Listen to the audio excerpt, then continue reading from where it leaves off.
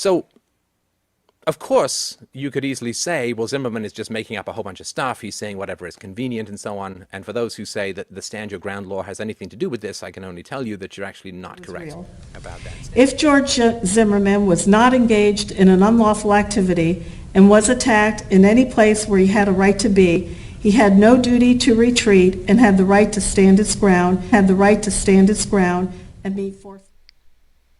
When the stand your ground law does not apply.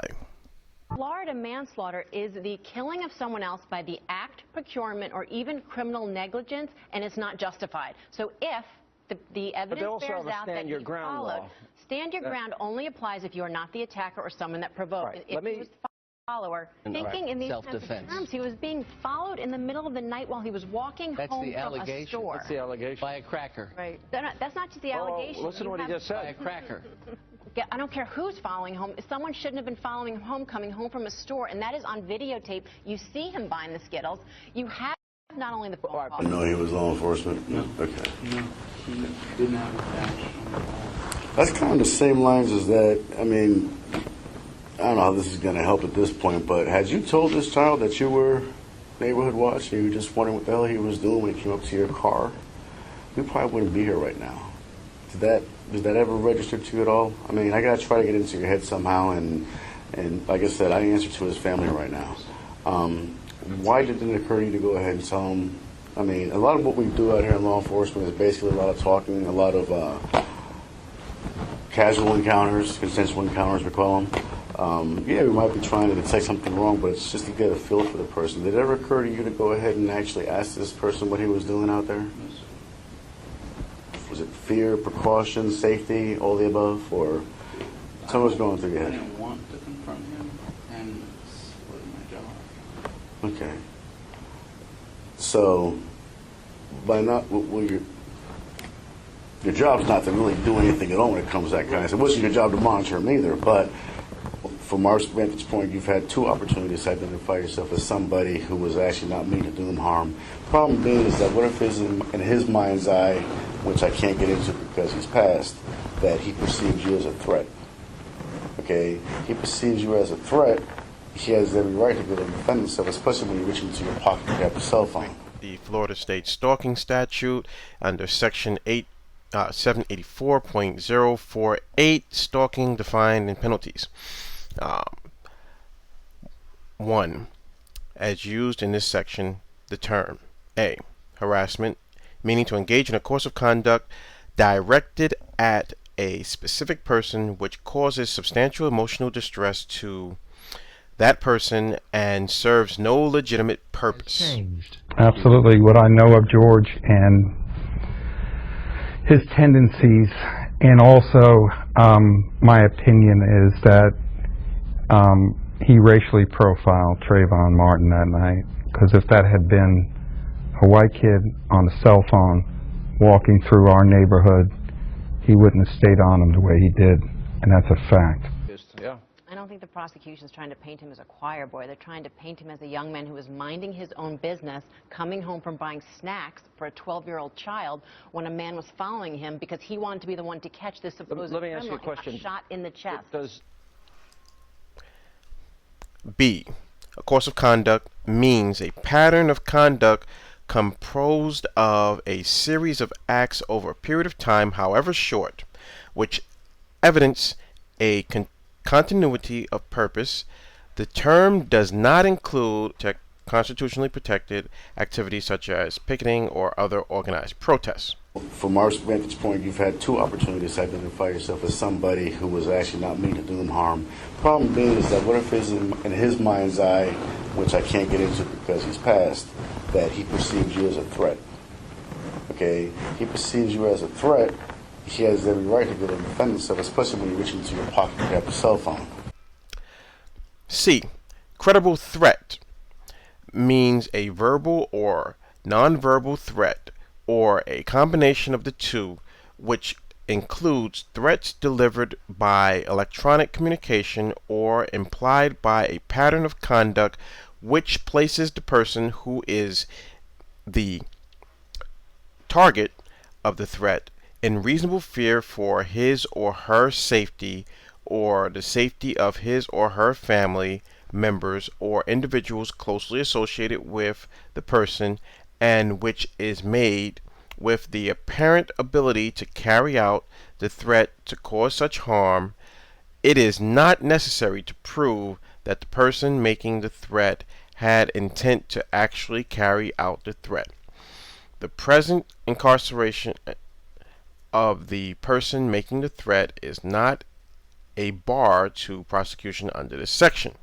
Let's say that it's George Zimmerman saying help. Because someone's getting the better of you in a fight, you cannot take out your gun and shoot them. No. Unless you believe that person is going to kill you. Yes, exactly. And do you think that he really thought he was about to die?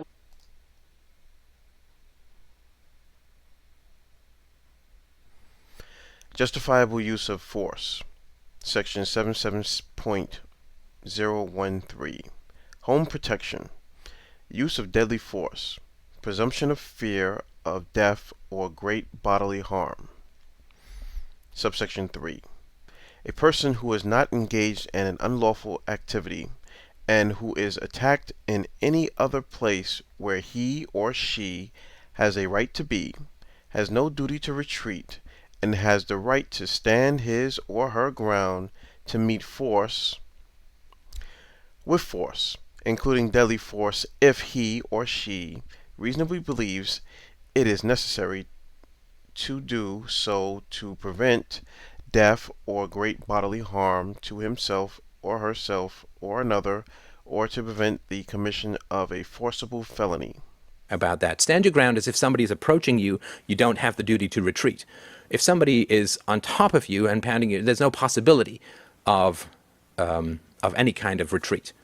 So the stand your ground law is irrelevant to this. Is classic self-defense. I disagree. You know, I understand why they charge. I don't know they're going to get second-degree murder, but they charged it based on the belief of the evidence that it was him on top and he pulled out his gun and shot. We right? know that he was would on be top. depraved. No, I'm talking about that it would be Zimmerman on top and that he shot, and so it would be depraved. I'll be honest. All the evidence that Incontrovertible proof that George Zimmerman was not underneath Trayvon Martin, as he said he was. The position of his head would have been something like this, if he were actually underneath Trayvon Martin.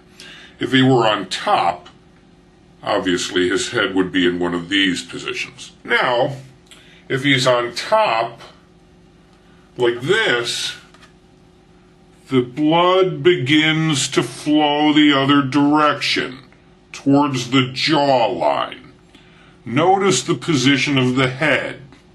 Notice the position of the blood in the photos of Zimmerman that were taken after the injuries were sustained and before they had actually been treated.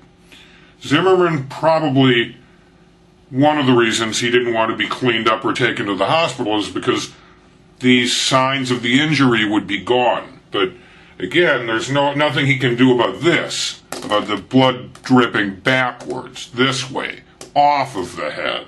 We can clearly see how it drips off the back of the head. Not off the front, not down like we see with this trail of fluid leading towards Zimmerman's jawline, behind where the ear would be here. If you look at the blood on the back of George Zimmerman's head, you can see from this wound or this injury here, the blood is moving toward his jawline behind his ear, which is consistent with someone leaning forward, standing upright, because the blood is moving southerly behind his back but not below his neck, and westerly on his left side toward his jawline, inconsistent with someone lying on their back having their head slammed on concrete. This here is the main injury. It's more of a gash, which is leaking fresh blood after the paramedics cleaned his head. And here you have the old residual blood that's crystallized and solidified on the back of his head because of the clotting agents inside of the blood when it makes contact with the air. This line here going toward his jawline is the same line of crystallized blood on his head from the back of his head going down his jawline to the front of his head. And this side here actually continues under the jawline and up into the beard if you look at other photos. But this is proof that George Zimmerman did not incur his injuries as a result of being attacked by Trayvon Martin on the ground, as he has articulated on numerous occasions with respect to his injury. And I'm just going to quickly illustrate here. Here you have a line of where the blood is traveling. It picks up and goes over here. On the other side of his head, again, you have the blood traveling behind the ear, wrapping around from here, actually going up and over his chin. So, the rest of it is self-evident. In conclusion, these injuries are not consistent with self-defense. I disagree. You know, I understand why they charge. I don't know they're going to get second-degree murder, but they charged it based on the belief of the evidence that it was him on top and he pulled out his gun and shot. We right? know that he was would on be top. depraved. No, I'm talking about that it would be Zimmerman on top and that he shot, and so it would be I'll depraved. be honest, The second category of blood stains are transfer stains. Transfer stain is when you have blood on something, like your hand or cloth, and it comes in contact with a non-bloody surface and transfers, smears the blood on it. Just from common sense. Correct. Correct? Correct.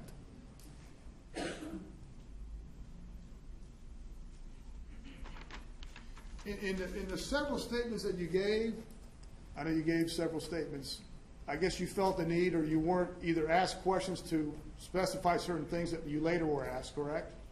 Is that correct? By the investigating agencies or whoever, correct? Correct. Or you felt the need that you needed to clarify or elaborate on certain things. Is that correct? Yes, so words weren't put in my mouth, yes.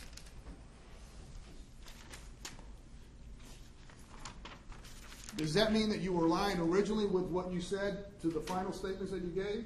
Can you repeat that? Does that mean that when you had to clarify or elaborate from the original statement you gave to the final statements that you gave, that you were lying originally? Lying? Yeah, does that mean that originally you were lying? No. Because you didn't clarify or you didn't elaborate, does that mean that originally you were lying because you weren't asked a certain question? No, it was just the question was omitted. The question was never asked of you? Correct. A man who once called George Zimmerman a friend and spoke out in support of him before and during his lengthy trial now says he's changed his mind about Zimmerman. Frank Taffy, a former neighbor of Zimmerman and fellow Neighborhood Watch volunteer, says he wants to clear his conscience. He now believes there should have been a guilty verdict in the shooting death of 17-year-old Trayvon Martin. Absolutely. What I know of George and his tendencies, and also my opinion is that he racially profiled Trayvon Martin that night, because if that had been a white kid on a cell phone walking through our neighborhood, he wouldn't have stayed on him the way he did, and that's a fact, and I believe that in my heart. But the important thing is that Zimmerman's account is corroborated by all available evidence, and the prosecution did not overturn any of the available evidence which corroborates Zimmerman's accounts. Respectfully, Mr. O'Mara gets the arguments backwards for starters. Because justifiable use of deadly force is a defense for which the defendant actually bears the initial burden, the first inquiry that has to be undertaken is the elements of the crime itself of second-degree murder. Only then do we move to the issue of whether or not there is sufficient evidence to dispute the defense of justifiable use of deadly force. So the first thing that should be addressed is the elements of the actual crime that the state bears the burden of proving. The intent and state of mind. Included in the court's materials, and I think it's probably either the last or second to the last case in the packet, is a case of Gibbs versus State. It's 904 Southern 2nd 432. It's a 2005 opinion from the 4th District Court of Appeal. Beginning at the bottom of the first column of page 2 and continuing through the midpoint of the second column, the courts have held for a long time that when we're talking about evidence of ill will, spite, or evil intent, pointing a loaded gun at the victim and firing it is an act imminently dangerous to another and evincing a depraved mind regardless of human life.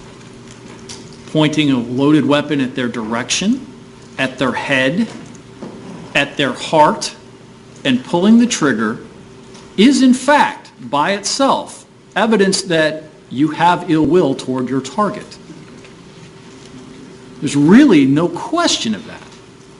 Shooting someone in the heart is by itself, on its face, evidence of ill will.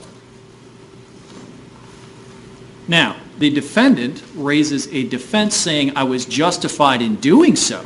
But he's certainly not saying that at the time he pulls that gun, points it at Trayvon Martin's heart, and squeezes the trigger and puts a hollow point through him, that he had some kind of benevolent intention. There's only one reason you squeeze the trigger at someone's heart, and that's because you mean to kill him. Or you don't care. So the first issue is there evidence in this case of intent and spite and evil will? I submit Gibbs makes it very clear that even just given the gunshot, there's evidence of that. But let's talk that there's plenty more. But for starters, the court said this is not a purely circumstantial evidence case. Neither is this one. Evidence of this defendant's ill will towards Trayvon Martin in particular, Mr. O'Mara cast it as it's usually people who know each other. Well, the problem is this defendant thought he knew. He thought he knew. He thought he knew Trayvon Martin as one of these assholes who get away. He thought he knew Trayvon Martin as a fucking punk. He didn't know Trayvon Martin, but he thought he did. Because this defendant had enough in his heart to stop his trip to the grocery store, if that's in fact where he was going, to follow Trayvon Martin as he walked through the neighborhood in his car, to get out of his car in the rain, follow him, and then, as the witnesses make clear,